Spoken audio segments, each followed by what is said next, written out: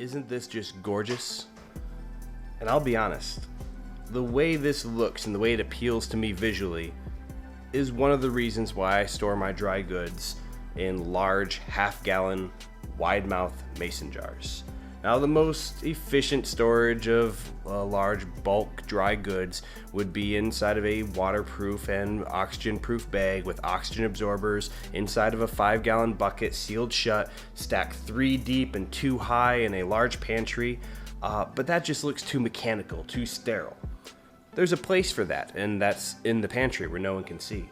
But if I'm grabbing food out of these on a daily or every 2 or 3 day basis, I'm going to want something that's a little more decorative, still effective and functional, and something I can be proud of.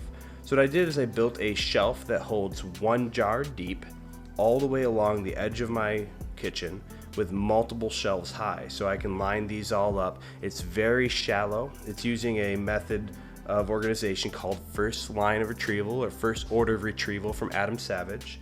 It's a way that he organizes his garage, and I find that if you organize your kitchen in the same way, you never have to look behind something to find something else. You can look with your eyes instead of looking with your hands. So thank you, Adam Savage, for that tip. It's an excellent way to organize both shops and kitchens. So I've got my single deep shelf with these lined up, and it's absolutely beautiful. Whatever I need for that day, I can grab, take a couple of cups out, and put it right back on the shelf. And I can even put recipes in here for use in the future, or store them elsewhere as well. I started this with these cheap jars that I got at the local dollar store. I thought they were cool and decorative. I got some pink Himalayan sea salt in here. I still use this one. We take a pinch out of it. It's easy to use. However, this top was not a wide mouth mason jar top.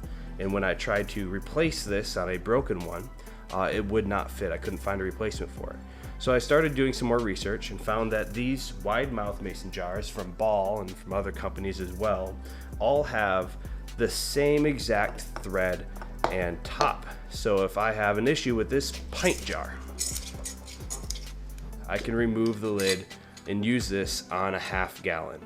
I can take this off and use it again on the 1 quart.